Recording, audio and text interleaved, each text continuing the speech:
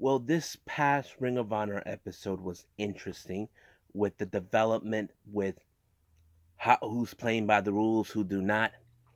MLW still dealing with the effects of Contra Unit trying to reclaim MLW. NXT UK, we're seeing some interesting development not only in the tag team division but certain grudge matches and the debut of the last boss in the Japanese wrestling, Meiko Satomura.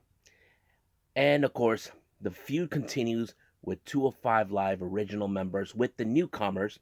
And of course, New Japan Strong are currently doing the road to the New Beginning USA. All of that will be reviewed, discussed, and talked about on this episode of Deleted Wrestle Zone.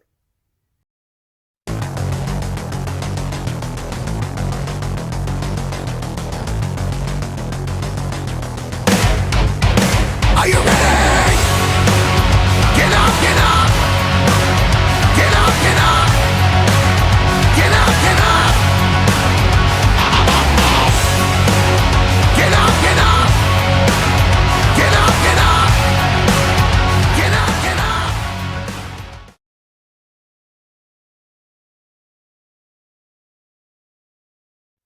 Welcome everybody to Deleted Wrestle Zone. All things that it's pro wrestling from AEW, NXT, New Japan Pro Wrestling, Impact Wrestling, the National Wrestling Alliance, various promotions, matches, wrestlers, and championships.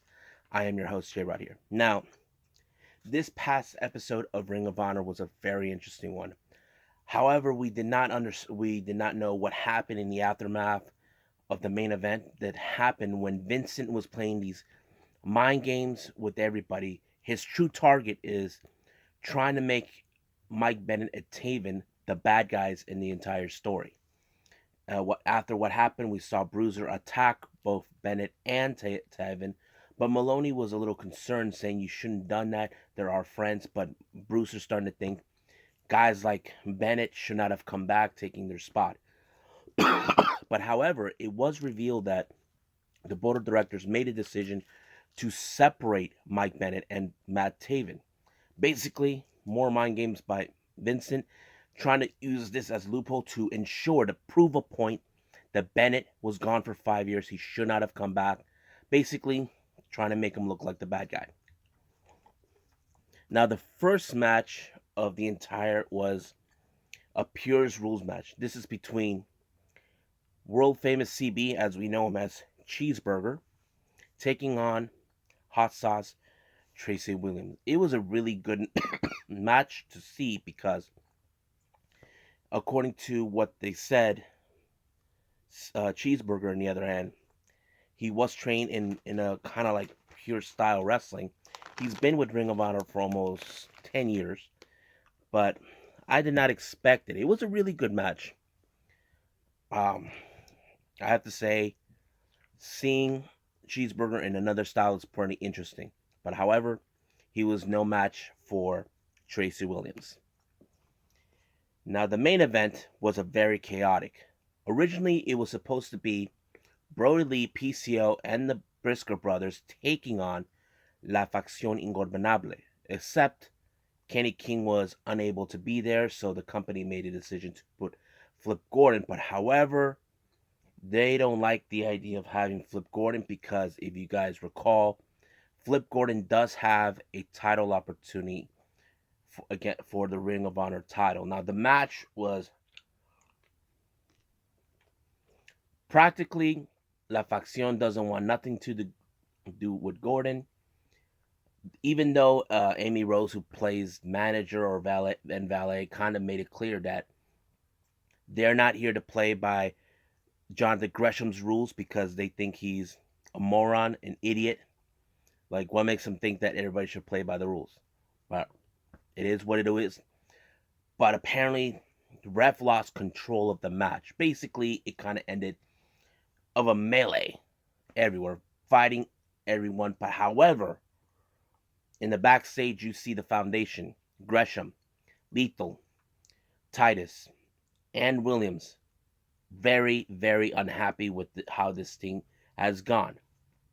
Now, you would ask me, why is it important? In recent months, the Ring of Honor has gone into a kind of state where the pure wrestling style is more effective, more what it is. Flip Gordon thinks, it's a bunch of crap because the Ring of Honor is mostly focused on that. You look at La Facción Ingobernable. They don't want to play by the rules. PC Brody King, he got ripped off by La Facción. So basically, every, everything the Foundation is now seeing is falling apart. They want to purify Ring of Honor into their style of wrestling, but it seems they can't control it. They're sitting on the sidelines, not doing nothing. They're just watching this from afar, giving, in my opinion, La Facción Ingobernable the time to make their strike. But we'll see what happens. So I'll end it right here. Let's move on with MLW.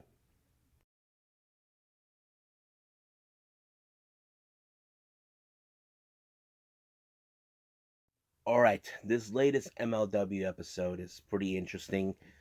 We had the interpromotional title match between AAA and MLW, but that's the main event. And of course, issues with Contra, Team Filthy continues to rise. First match, we had ACH taking on Brian Pillman Jr., but however, apparently ACH had the target on his back.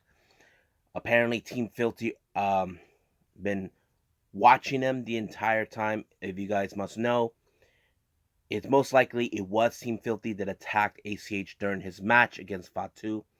So it's no denying. But the match was great. And it it did end it in the favor of ACH. But however, the aftermath, the post-match, Team Filthy decided to beat him up. You probably ask, what does ACH did to Team Filthy? It's not what he did. It's where he's from. Basically, ACH is a good old Texas boy, but he's aligned himself with the Von Erichs. You see, the Von Erichs are the Texas family of wrestling back in the day. So basically, ACH had been training with these guys, with the Von Erichs, for months. So basically, whoever comes out of Texas, they must be beaten up. But however, their plan backfired when the Von Erichs showed up to back up ACH in the hands of Team Filthy. So better luck next time, Team Filthy.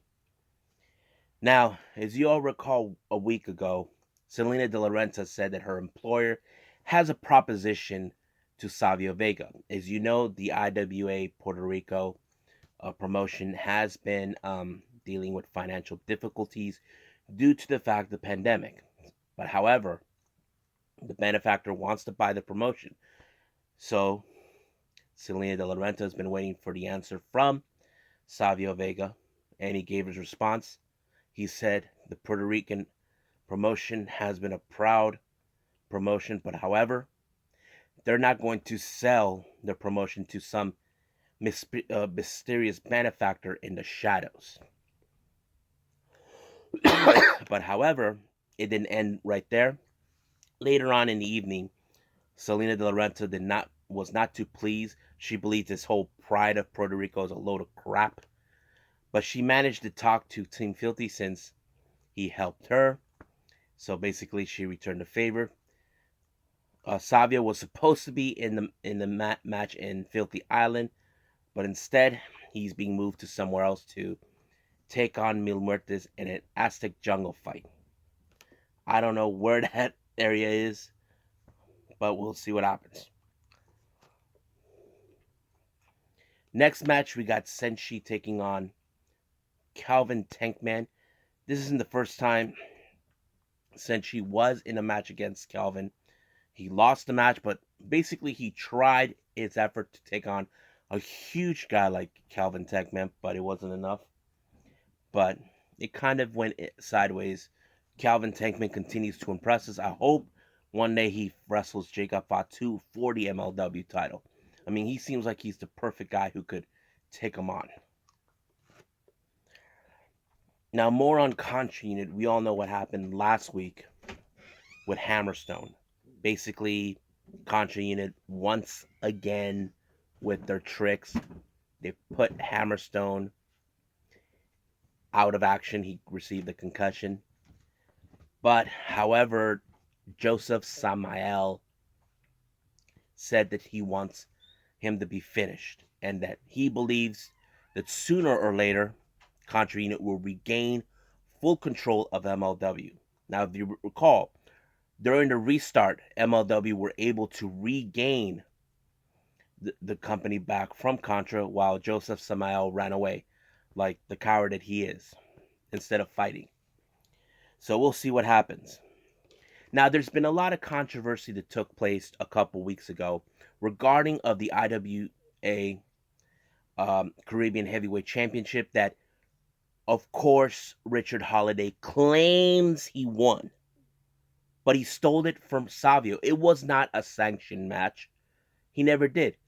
He thinks he won fair and square. Then there was that match 2 weeks ago. However, he did not win in a fair fight. There was a lot of controversy. I didn't see no controversy. But sooner or later, that title will return back to its rightful owner, whether Holiday believes it or not. Now, this match was supposed to take place. It was Contra Units, Simon Gotch and Davari taking on Injustice, Myron Reed, and Jordan Oliver. But however, they were ambushed by Jacob Fatu. Now, Jordan Oliver called out Fatu, claiming he wants the title. But however, somehow Injustice were able to turn things around and take out Contra Unit and send him running. But however, there will be a match down the line in a couple weeks between Jordan Oliver and Jacob Fatu. Will it be for the title? I don't know. But if it is, we gotta wait. We gotta wait and see what happens. Now, the main event is the interpromotional title match. This is for both the AAA Cruiserweight title being held by Laredo Kid versus the MLW World Middleweight Champion Lio Rush. Now, these guys are great competitors. And there is a slight advantage. Laredo Kid is 5'8". He's 200 and something pounds. But it was the speed. Who had the much better speed? Either Laredo Kid or Lio Rush. It was a good one. But however, the favor ended up in Lio Rush. Now you can say, how is that even possible? Well, Lio Rush has been making a name for himself ever since he returned to the independents, being released from WWE. But now he is a double champion. So now he is not only the current title holder of the MLW World Middleweight Championship, but also the AAA Cruiserweight Champion. So I'll end it right here with MLW. Let's go with NXT UK.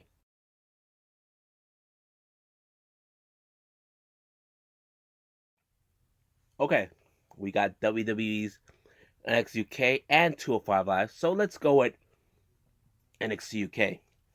Earlier in the event, Flash Morgan Webster and Mark Andrews took out Wild Boar of the Hunt. Reason for that, they're sick and tired of being targeted by the Hunt and Eddie Dennis, who playing these mind games. As you know, Eddie Dennis somehow convinced the Hunt that Morgan and Andrews have been holding them back because of their friendship. But however, they evened the odds because their main event was the street fight. They know Eddie Dennis would have been, there was no numbers advantage, so they decided, you know what, we'll take him out. So Wild Boar was taken out completely. The first match was the White Witch, Isla Dawn, taking on Meiko Satomura. This was her official NXT UK debut. If you guys know who she is, she's been making a name for yourself. Now, some of you probably ask, and I said this before in a previous mention about Meiko Satomura, why did she go to NXT UK? She could have gone to the actual NXT. If you guys know this or not, she spent much of her time in the UK. It makes perfect sense. if you do the homework, like I did. But it was a good match. But however, someone was scouting her. And if you guys must know, it's the longest reigning NXT UK Women's Champion, Kaylee Ray. She has been demanding better competition or face the best that the world has. And that person is Meiko Satomura, which she was victorious, but she was now fully aware Kaylee was scouting her. I'm excited to see when that happens, but we'll see. Now, it appears this match between Rampage Brown and Joe Coffey is going to take place. This was something that's been talked about. Even General Manager Johnny Saint actually approved it. I'm excited. But, however, who has the better opportunity to win it?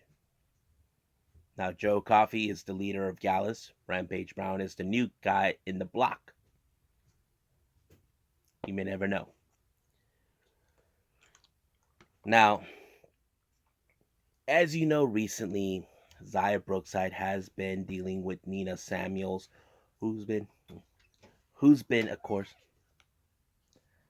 who's been basically attacking Xia Brookside, all because she thinks all she's good for is carrying her bags. You know, she's been attacking her for that. So, however, Xia Brookside last week, or was it 2 weeks ago, demanded a rematch against Nina Samuels. However, Nina Samuels did accept the challenge, but however, she made up a stipulation. If she loses the match to Nina Samuels, she has to carry her bags for a month. And basically, the ball is in Xia Brookside's court. Next match, we have the French native Amélie taking on Piper Nivens. Now, it was starting out good until someone from Piper Nivens' past showed up. The same man who cost her the #1 contendership for the NXT UK Women's Championship. That person was Joseph Connors. Now, it still makes no sense why is Joseph Connors coming out to get in the head of Piper Nivens. It makes no sense. Ginny got what she wanted, but she was unsuccessful to obtain that title. So it's still unclear why. But he did stick around through the entire match. I don't know what Joseph Connors is trying to do. But however, Piper Nivens didn't notice him.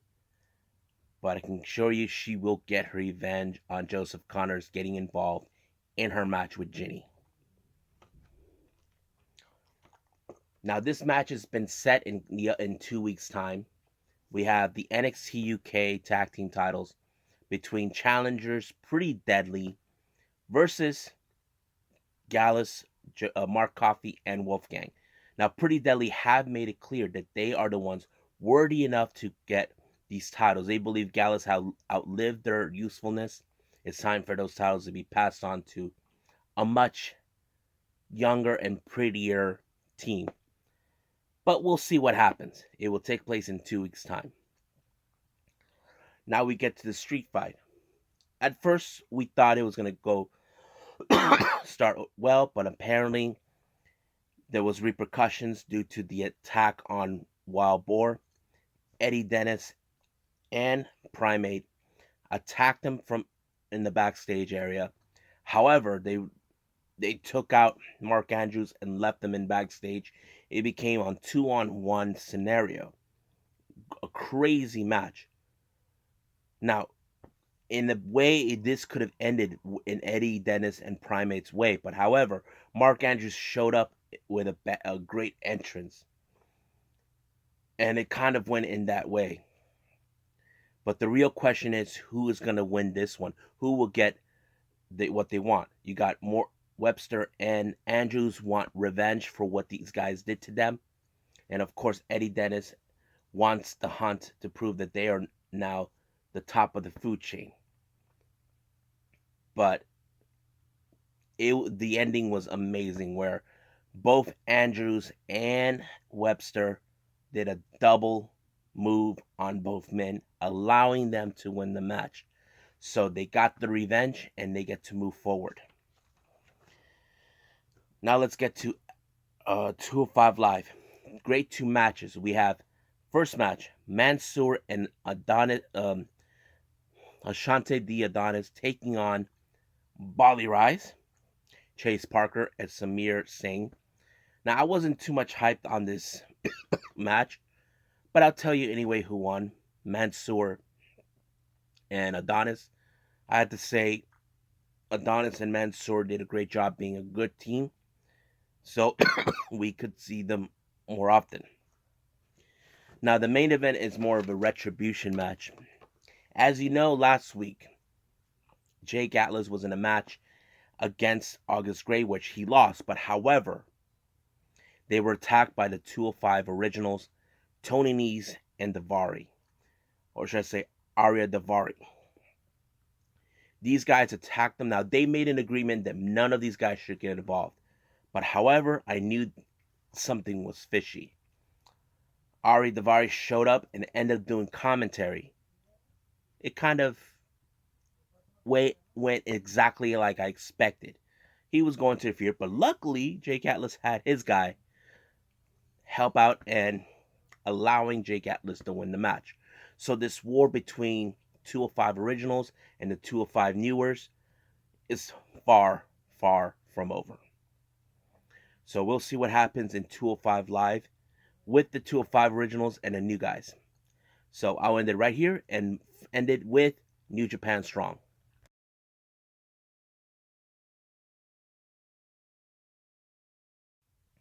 Okay, so we got more on New Japan Pro Wrestling Strong with the Road of New Beginning USA. Starts out with JR Kratos taking on Jordan Oliver. Now, this match, it was another example of, how do I say, David versus Goliath. I mean, JR Kratos is a monster. How do you beat a guy like that? The answer to the question is that you have to fight harder. But however, Jordan Clearwater did not have the chance. So JR Kratos won. Now we got the interview from Kevin Kelly where he talks to the challenger for the IWGP United States Heavyweight Championship. Now Kenta made it clear he wants to be the first ever Japanese wrestler to hold this title. Now, if you probably ask, why is that important? Our first champion was Kenny Omega, who's Canadian. Second champion, Jay White. Third champion, Juice Robinson, who's an American, and then Lance Archer, and then John Moxley. So basically, that's the reason. There have been many people, two and three of them have held that title who are Americans. So that's what Kenta wants. He wants to obtain that title he feels that he deserves to have. But he felt that for 6 months that he had held that title, that briefcase that contained a contract, was nerve-wracking. He did not want to fight none of these guys who challenge him. His primary goal was getting John Moxley. But he did state out a clear message that he will beat him and win that title. So we'll see when that happens. That's in 2 weeks' time. Next match is Young Lion Clark Connors taking on the weirdo, psychotic Bateman. Now, I would have assumed Clark Connors would have won that match, but however, it kind of went in a difficult situation where Clark Connors is unable to put him in the Boston Crab. Get my drift? The dude is taller than him. So that's the reason. But however, Bateman, who is still mysterious, don't know what goes on to his head, won the match. Now we get to the main event. We got Danny Limelight and Chris Dickinson of Team Filthy taking on Young Lion, Ren Narita, and TJP. Now, I was surprised with Ren Narita. Now, if you guys don't know who he is, Ren Narita was one of the Young Lions from Japan until he asked Shibata that he wants to train with them. And that's what he did. He moved from Japan to LA, and he's been training since. But I gotta say, him having the guts to face a guy like Chris Dickinson, it kind of shows that he's willing to take on the more dangerous competitors, or those competitors that we know that they are tough enough, that sort of thing. But it wasn't enough to stop them in this match where Limelight and Chris Dickinson won. But however, in the post match, Ren Narita still wants a piece of Dickinson. I hope there's down the line we get Ren Narita versus Chris Dickinson. That is going to be a great match between them. It would put Ren Narita through the test if he can be the guy who can beat him. So until that day, we just got to wait until they set up that match. So I'll end this episode right here. So coming soon, we got No Surrender and Takeover Vengeance Day. And of course, more of the Japanese wrestling. So I must bid all of you guys adieu. So goodbye. Mwah. And have a nice day. Bang.